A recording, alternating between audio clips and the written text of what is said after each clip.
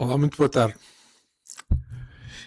Mais uma vez, esta semana estamos aqui reunidos para o estudo do livro Missionários da Luz, pelo espírito André Luís, psicografado por Francisco Cândido Xavier. Hoje vamos iniciar o estudo do capítulo 5, sob o tema influenciação. Mas antes, quero pedir ao mentor deste trabalho, aos nossos guias espirituais, em especial ao nosso Mestre Jesus, para que este momento de estudo possa ser de paz, de amor, de harmonia, para que o entendimento seja comum para mim e também para vocês. Muita paz, muito amor neste momento. Que assim seja.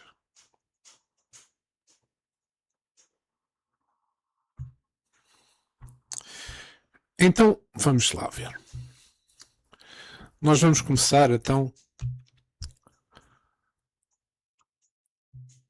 o capítulo 5 da primeira parte sobre o tema influenciação. Este capítulo vai abordar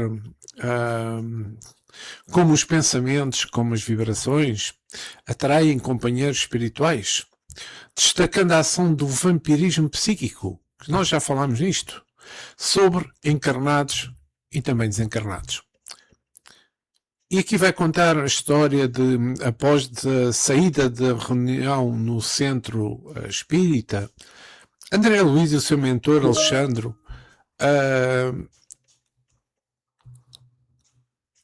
observam a drástica mudança de ambiente entre um ambiente vivido no momento do trabalho mediúnico e o momento da saída para o mundo, digamos, para o mundo físico, da saída desses espíritos, desses homens que vão ao centro.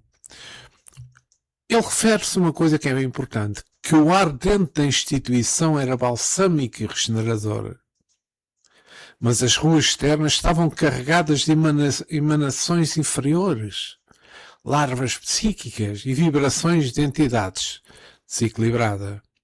Então vamos começar o nosso texto.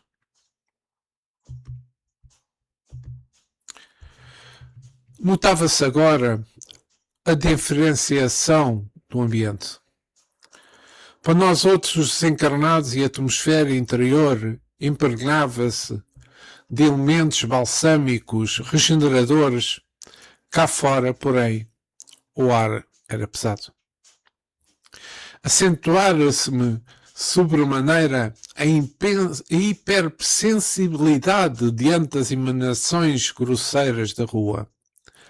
As lâmpadas elétricas, semelhantes a glóbulos pequeninos, de luz muito pobre, isolados em sombra espessa. Aspirando as novas correntes de ar, observava a diferença indefinível. O oxigênio parecia tocado de magnetismo menos agradável. Compreendi, uma vez mais, a sublimação da oração e do serviço da espiritualidade superior na intimidade das Escrituras. A prece, a meditação elevada, o pensamento edificante refundem a atmosfera, purificando-a. E aqui vou parar. Peço perdão. Aqui pareceu uma coisa estranha. Vejamos.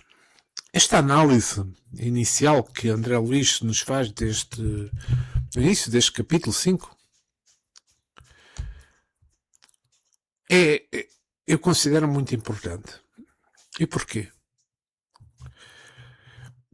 Ele está a demonstrar as diferenças entre a casa espírita, como ele menciona, a prece, a meditação elevada, o pensamento edificante, refundem a atmosfera, purificando-a.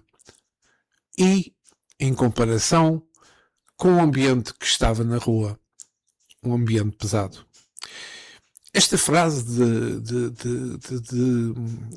esta frase de André Luiz destaca como a sintonia com o bem altera completamente a atmosfera psíquica.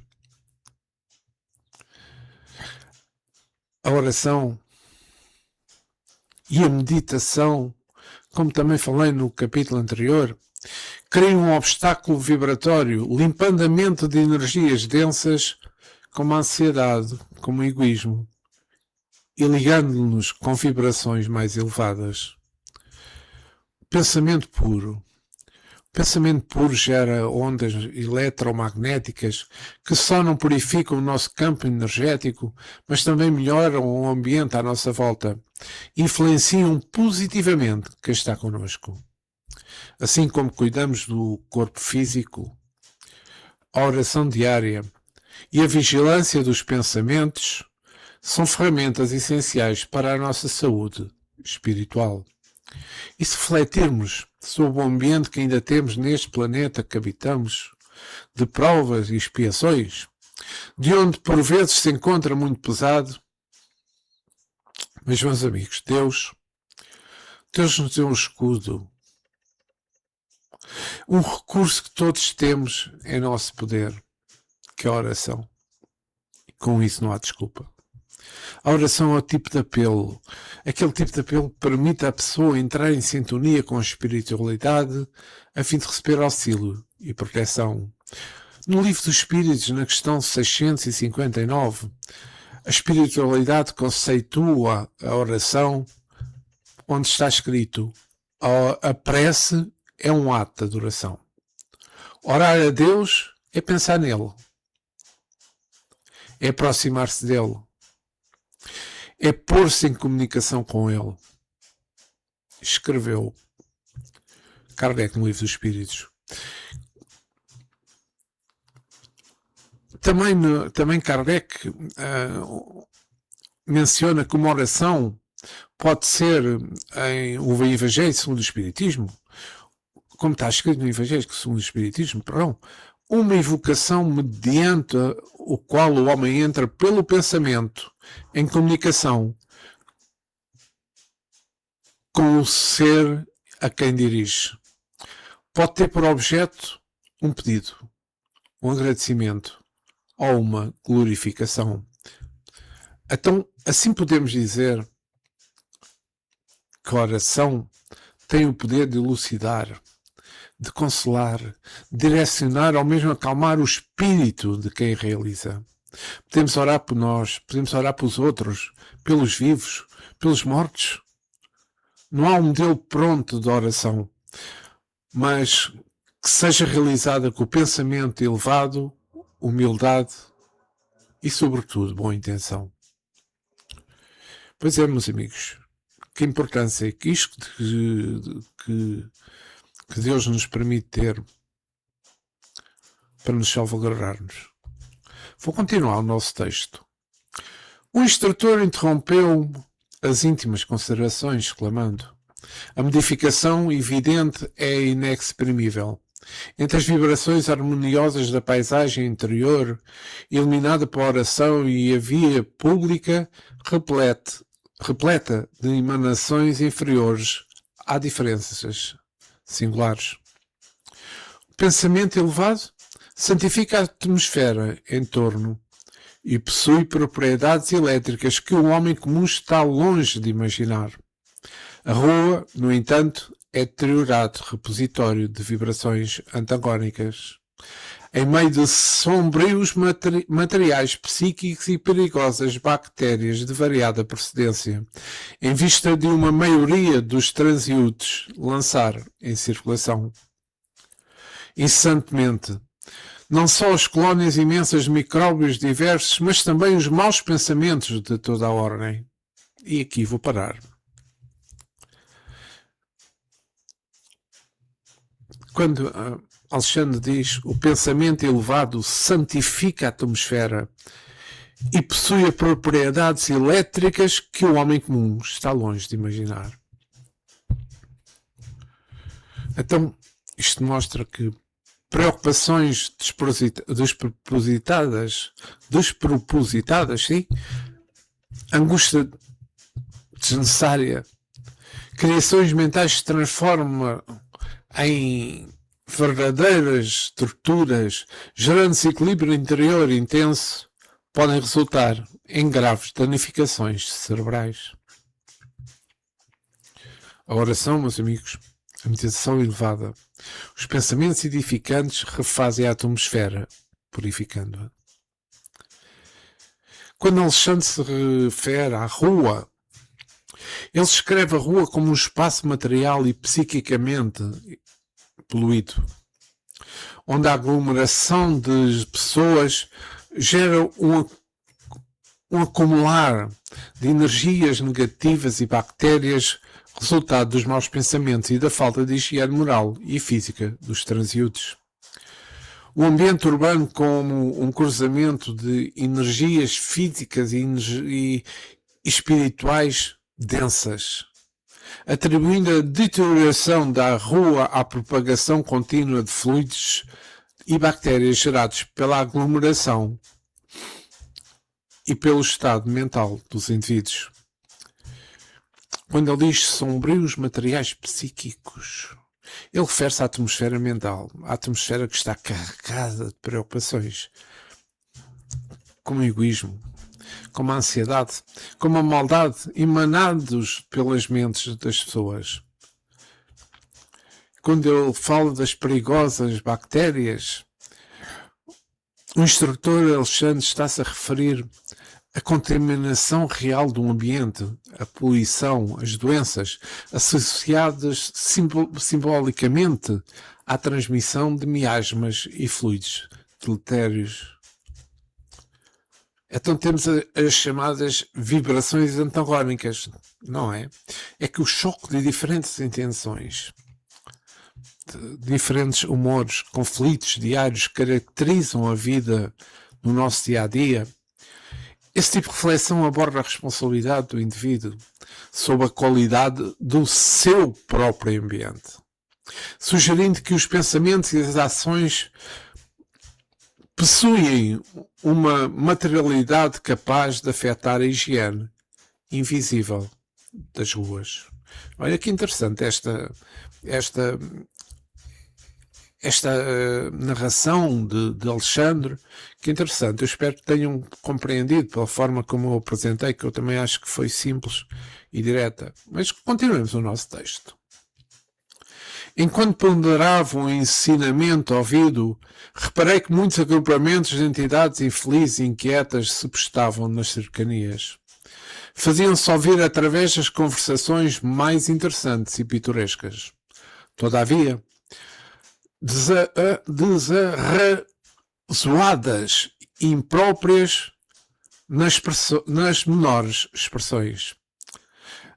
Alexandre indicou um pequeno grupo de desencarnados que me pareceram em desequilíbrio profundo e falou. Aqueles amigos constituem a corte quase permanente dos nossos companheiros encarnados, que voltam agora ao ninho doméstico. Que? Indaguei involuntariamente. Sim, continuou o instrutor Alexandre. Os infelizes não têm permissão para ingressar aqui, em sessões especializadas, como a desta noite. Nas reuniões dedicadas à assistência geral, podem comparecer. Hoje, entretanto, necessitávamos socorrer os amigos para que o vampirismo de que são vítimas seja atenuado em suas consequências prejudiciais. Como me sinto melhor, comentou uma das amigas mais idosas. A sessão foi um alívio, trazia o espírito subcarregado de preocupações, mas agora sinto-me reconfortada, feliz. Acredito que me retiraram pesadas nuvens do coração. Ouvindo as orações e partilhando as tentativas de desenvolvimento para o serviço ao próximo, grande é o socorro que recebemos. Como Jesus é generoso. Um cavalheiro de porte distinto adiantou-se observando. O Espiritismo é o nosso conforto. Os compromissos que temos são muito grandes diante da verdade. E não é sem razão que o Senhor nos colocou nas mãos a lâmpada sublime da fé. Em torno de nossos passos choram os sofredores, desviando-se os ignorantes no extenso caminho do mal. Dos céus chegam até nós ferramentas de trabalho. É necessário servir intensamente, transformando-nos em colaboradores fiéis da revelação nova. Exatamente, concordou uma das interlectoras comovida com a exortação. Temos grandes obrigações. Não devemos perder tempo. A doutrina confortadora dos espíritos, é o nosso tesouro de luz e consolação. Oh, meus amigos, como necessitamos trabalhar. Jesus chama-nos ao serviço, é imprescindível atender. E aqui vou parar novamente o texto. Então, nesta narração dos trabalhadores da casa espírita, notam-se momentos de profundo agradecimento, trabalho e também fé. Momentos de agradecimento, trabalho e fé definem no seu todo a essência do voluntário espírita. Estas vivências acabam e sim refletem o compromisso cristão em servir o próximo, onde cada tarefa, mesmo que seja uma tarefa simples, que pareça uma coisa simples, é encarada como uma oportunidade de evolução moral e amor. A vivência cristã não se restringe simplesmente aos rituais, sendo o trabalho de uma forma ativa de expressão na fé do dia a dia. Através das ações, como o passe, o estudo, o auxílio fraterno, os trabalhadores exercitam a empatia e o amor ao próximo. Então, o trabalho voluntário é frequentemente descrito como um instrumento de paz interior e fortalecimento espiritual perante as dificuldades da vida. Um senhor mencionou e muito claramente a grande responsabilidade que acompanha o conhecimento espírita. Não é? Já pensaram bem? É que a doutrina espírita é o Consolador prometido, como todos sabemos, oferecendo a consolação e o esclarecimento, mas também exigindo compromisso com a verdade. A fé não é apenas um usufruto pessoal, é uma ferramenta de trabalho para auxiliar os sofredores e esclarecer os ignorantes.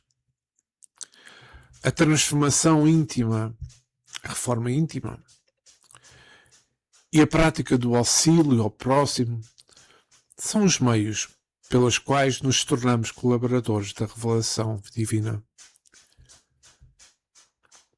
Então, reforço que o verdadeiro espírita deve colocar os ensinamentos em prática, servindo ativamente na melhoria da sociedade e na própria evolução espiritual. Então vamos voltar ao nosso texto.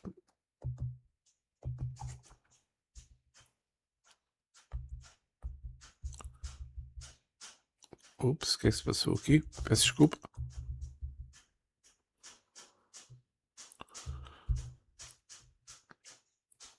Aqui um problema que eu não sei o que se passa. Isto não gravou. Peço imensa desculpa. Vou continuar o estudo da primeira parte. Não vou apresentar o texto, mas vou ler o texto na mesma. Então, voltando ao texto. Reconhecendo as características de gratidão e de louvor da palestra, expressei sincera admiração, exaltando a fidelidade dos cooperadores da casa.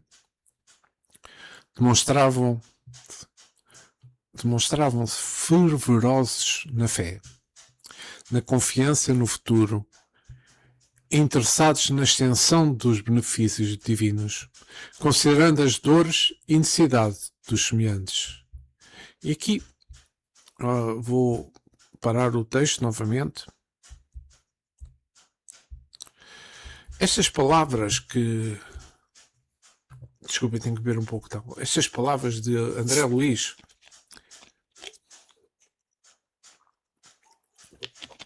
refletem uma escuta atenta e uma alma sensível.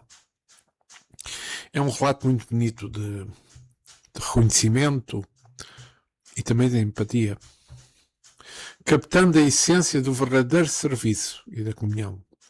A forma como descreveu a atitude dos cooperadores evidencia não apenas a fé, mas também o amor ao próximo, que são pilares fundamentais de uma comunidade unida, inspirada.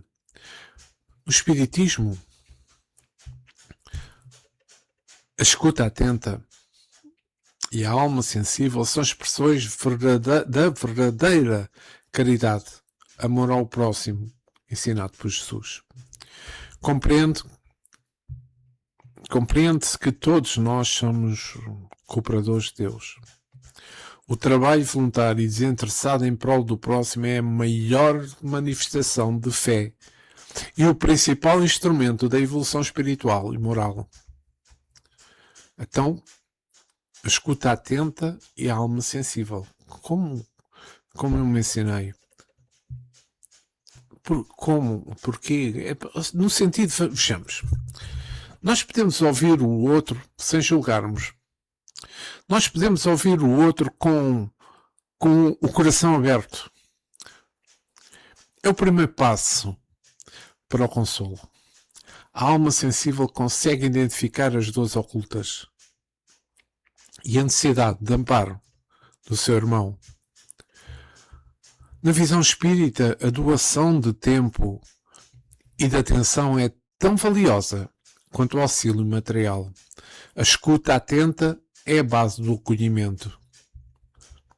Então, os cooperadores, digamos assim, como mencionou André Luiz, que trabalham na seara do bem, atuam com canais de amor divino. Eles reconhecem que Jesus precisa das mãos e da voz humana para levar alento, instrução e esperança. O esforço unido de uma sociedade cria uma solidariedade comum. Essa atitude transforma o ambiente, estabelecendo bases para um mundo melhor e mais pacífico. Fora da caridade não há salvação. Todo espírito conhece esta frase. Ela é, pois, o lema fundamental do Espiritismo, conforme detalhado na obra O Evangelho segundo o Espiritismo. A fé viva demonstra-se não apenas por palavras, mas pelas ações de benevolência e indulgência com todos. E vou continuar o nosso texto. Vendo-me as expressões ecomiásticas, Alexandre observou sorriu. Não se preocupe. O problema não é o entusiasmo e sim de esforço persistente. O problema não é de entusiasmo e sim de esforço persistente. Não podemos dispensar as soluções vagarosas. Raros amigos conseguem guardar uniformidade de emoção e idealismo nas edificações espirituais. Vai para 9 anos, com algumas interrupções, que me encontro em concurso ativo nesta casa, e mensalmente vejo desfilar aqui as promessas novas e os votos de serviço. Ao primeiro embate com as necessidades reais do trabalho, reduzido o número de companheiros, permanece fiel à própria consciência. Nas horas calmas, grandes louvores. Nos momentos difíceis, disfarçadas de disserções, a pretexto de incompreensão alheia. Sou forçado a dizer que a maioria dos casos, nossos irmãos são prestativos e caridosos com o próximo. em se tratando das necessidades materiais, mas quase sempre continuando sendo menos bons para si mesmos, por se esquecerem da aplicação da luz evangélica à vida prática. Prometem excessivamente com palavras, todavia, operam pouco no campo dos sentimentos. Com exceções, irritam-se ao primeiro contacto com a luta áspera. Após reafirmarem os mais sadios propósitos de renovação e, comumente, voltando cada semana ao núcleo das preces. Estão nas mesmas condições, requisitando conforto e auxílio exterior. Em si próprios, base fundamental da verdadeira iluminação. Então, aqui, vamos ver. Eu realço aqui, primeiro, esta frase estas duas frases do instrutor Alexandre. Ele disse: não se impressione. O problema não é de entusiasmo, e sim de esforço persistente. Podemos dispensar as soluções vagarosas. E aqui, com este parágrafo, pronto, é assim, para dizer assim, do instrutor Alexandre, eu estou plenamente de acordo. As grandes transformações, elas muito raramente mesmo, nascem de explosões repentinas de motivação. Elas são construídas na constante realização. O progresso real exige paciência,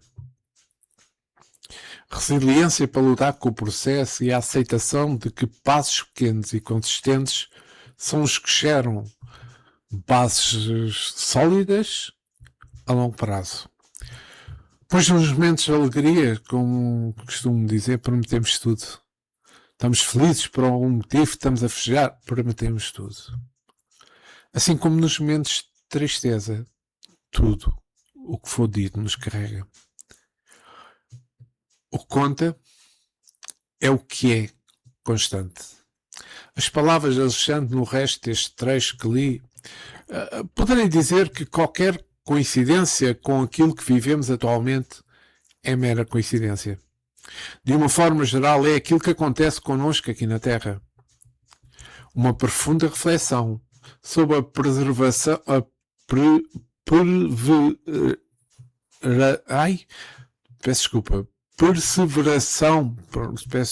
perseveração, o que quer dizer, e a coerência espiritual.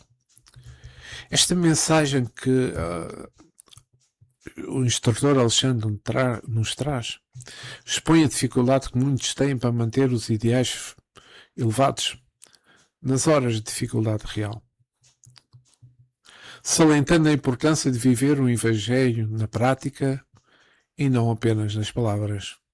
Mostra-nos com profunda lucidez o desafio humano da coerência. O desafio humano da coerência entre o que se sente, o que se promete e o real e a real dos ensinamentos na prática diária. Como eu há bocado mencionei, é fácil a gente empolgar-nos nos momentos de calmaria. Mas a verdadeira elevação exige esforço contínuo e persistente nas dificuldades. Há uma forte tendência para ajudar materialmente o próximo, mas falhamos em aplicar a indulgência. Falhamos em aplicar a paciência e também, e muito, a reforma íntima a nós próprios. O compromisso espiritual não se sustenta em promessas bonitas, mas sim em vivência diária dos sentimentos nobres. Aqui há uma outra parte, um parágrafo que eu vou ler, também do instrutor Alexandre, que eu acabei de ler, mas vou repetir para depois comentar, onde ele diz: com exceções, irrita-se ao primeiro contacto com a luta áspera. após reafirmar os mais sadios propósitos de renovação, e comumente voltando cada semana ao núcleo de preces.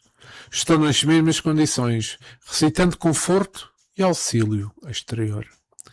Não é com facilidade que cumprem a promessa de cooperação com Cristo em si mesmo, em si próprios, base fundamental para a verdadeira iluminação. Então, eu acho que aqui está uma profunda reflexão. É uma profunda reflexão que descreve a dualidade humana.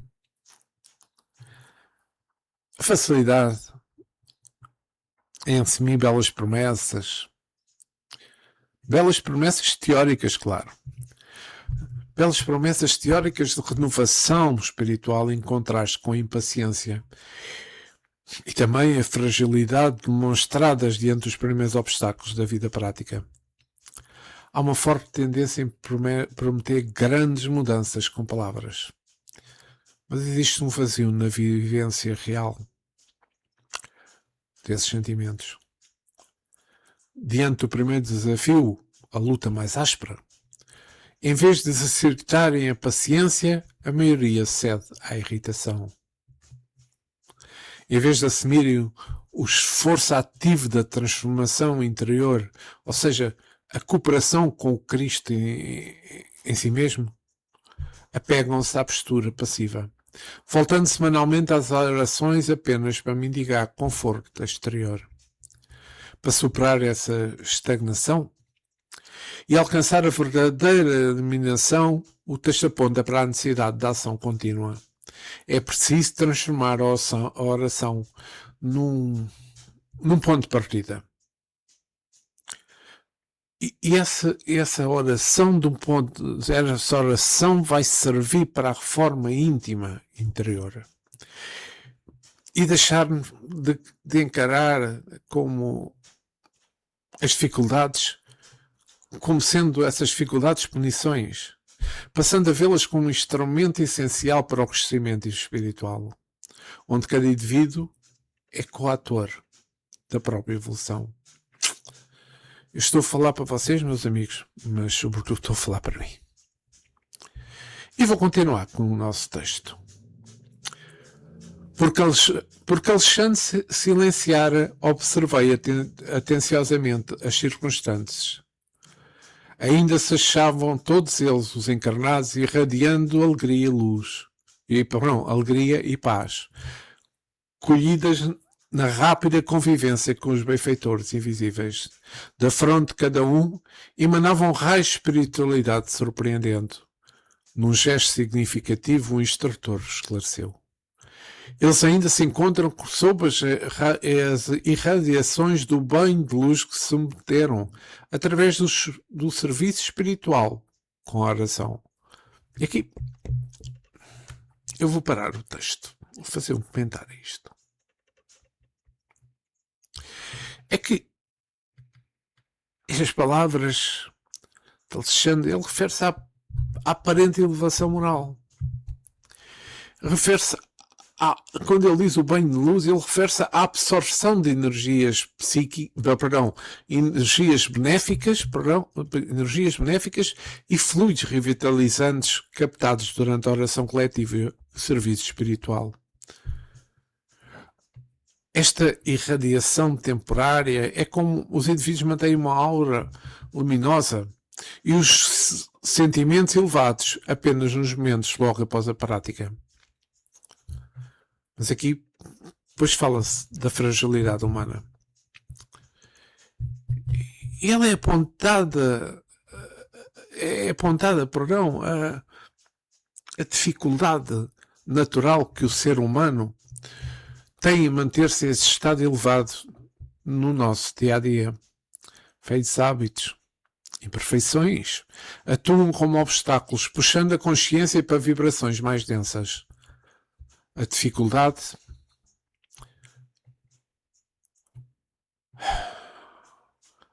natural do ser humano em manter este estado mental elevado ocorre também porque o espírito ainda está num processo de elevação. Nós estamos a enfrentar uma transição entre as nossas imperfeições morais e a influência do ambiente material, além da atração magnética dos pensamentos densos e espíritos com a mesma sintonia. Mas essa inconstância vibratória poderá ser explicada da seguinte forma, do meu ponto de vista, é que o corpo físico impõe instintivas necessidades de sobrevivência. E também digo isto. Embora o espírito deseje o bem, as limitações biológicas e o hábito de ceder a impulsos imediatos dificultam a manutenção de uma sintonia superior. Os pensamentos, como sabemos, criam ondas magnéticas. O ser humano está imerso numa rede de influências completamente invisíveis e quando a mente se distrai ou se enche de preocupações, atrai, naturalmente, entidades encarnadas com vibrações semelhantes. Ou seja, aqui poderemos dar início ao processo de sintonia e obsessões simples.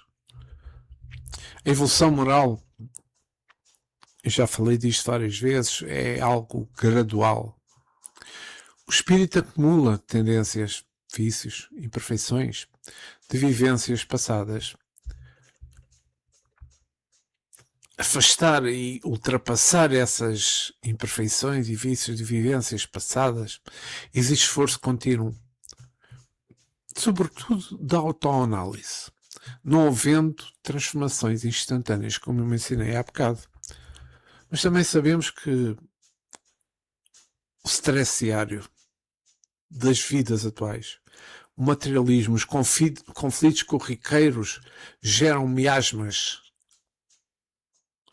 ou energias densas que dificultam a permanência em estados de paz e elevação.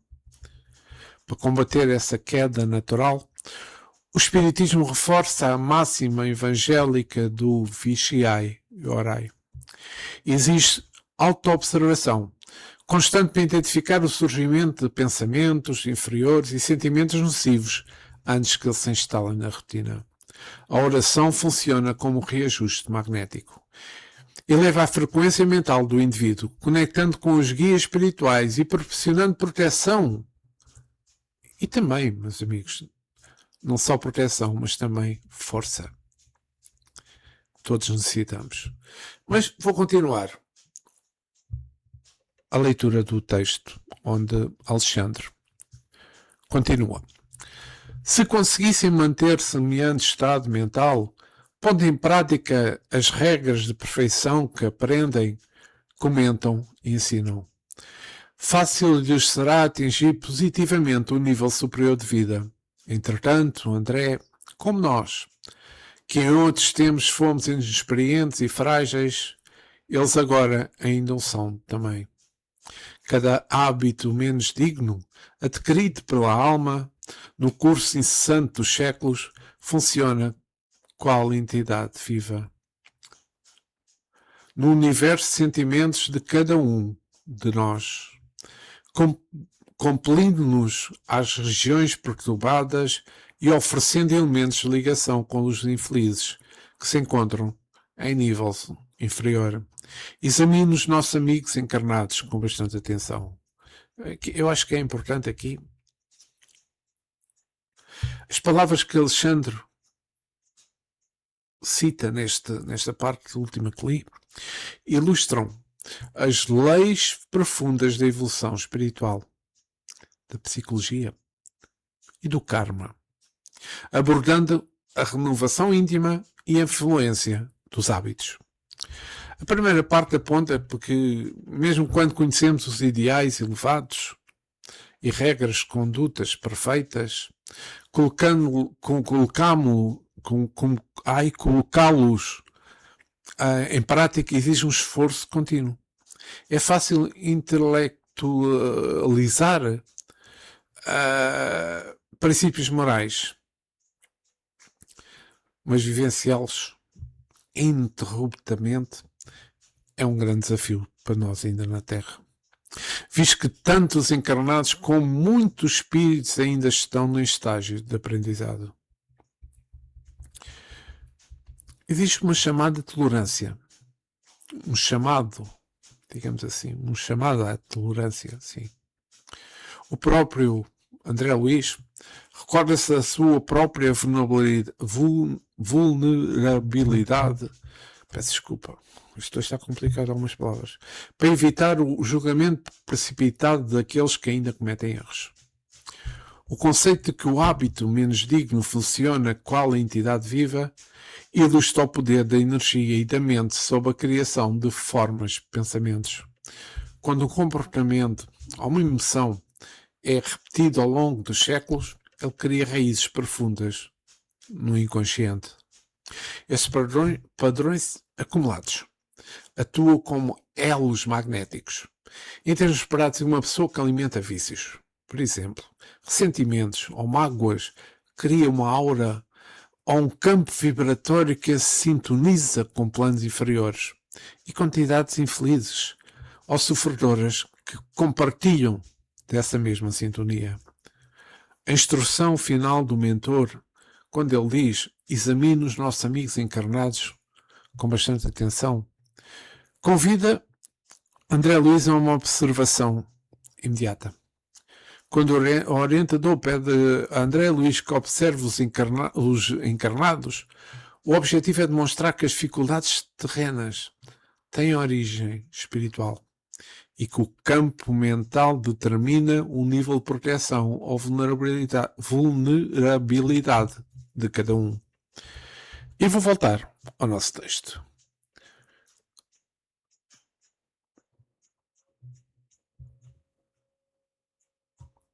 Contemplei-os com interesse. Trocavam gentilmente as últimas saudações da noite, demonstrando luminosa felicidade. Acompanhamos o grupo, onde se encontra o nosso irmão mais fortemente atacado pelas inquietações do sexo, exclamou o orientador, proporcionando-me valiosa experiência. O rapaz, em companhia de uma senhora idosa e de uma jovem, que logo percebi serem mãe e irmã, punha-se de regresso ao lar. Movimentámo-nos seguindo-os de perto. Alguns metros, além do recinto onde se reuniam os companheiros de luta, o ambiente geral da via pública tornava-se ainda mais pesado.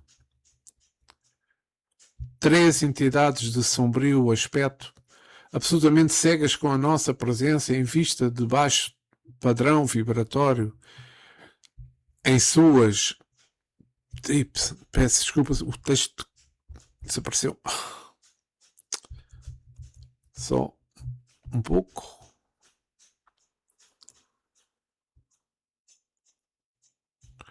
Só um pouco.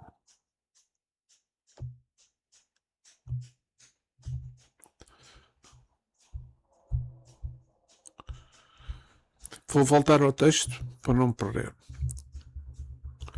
O rapaz, em companhia de uma senhora idosa e de uma jovem, que logo percebi serem sua mãe e irmã, punha-se de regresso ao lar.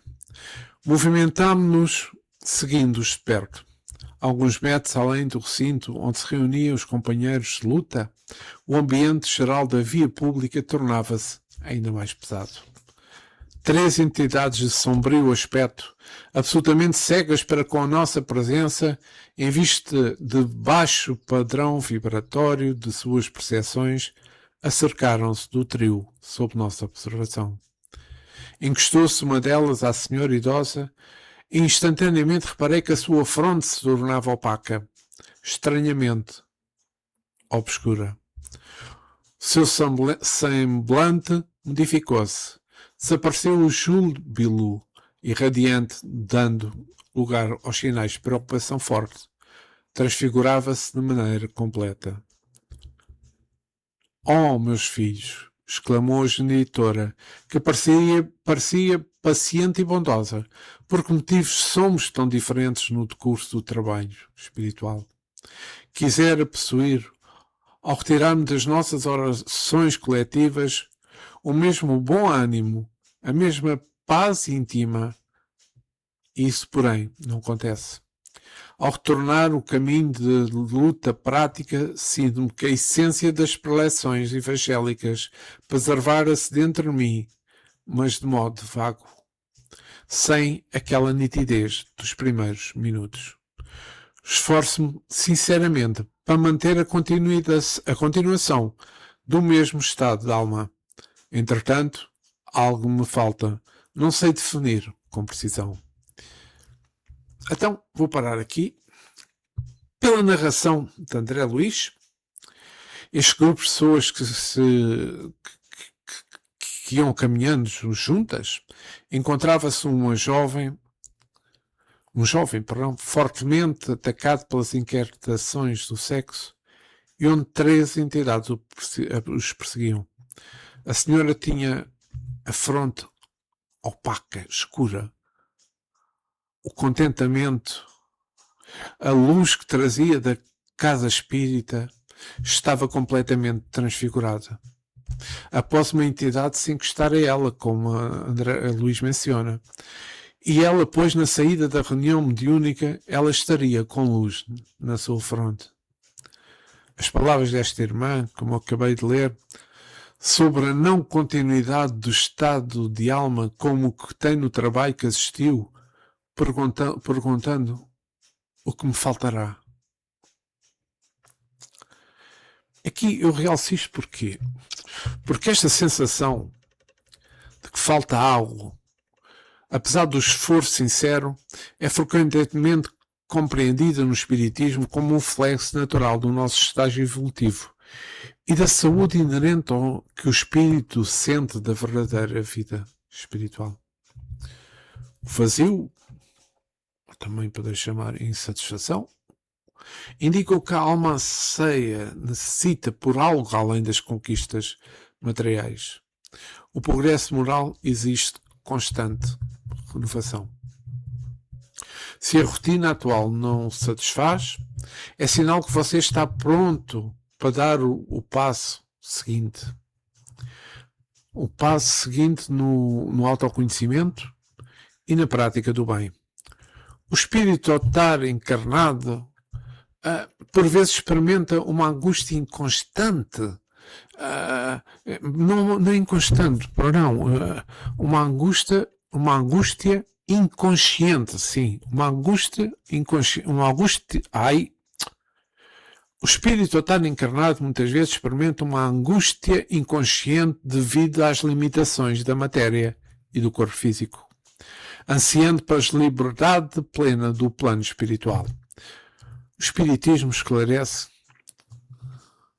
que o vazio interior é um sinal de alerta para recalcular-nos a própria rota, sugerindo que o espírito procure novos objetivos voltados para o próximo.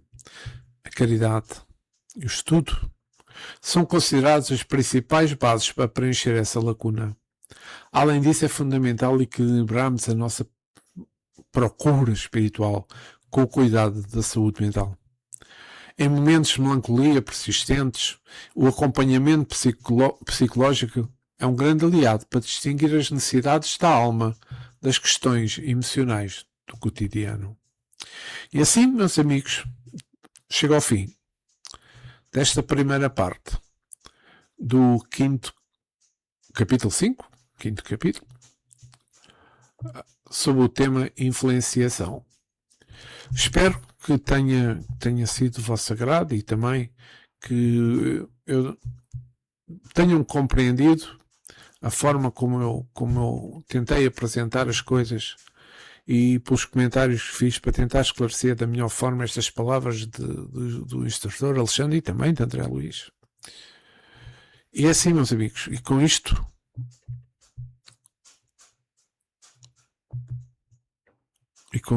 chegamos ao fim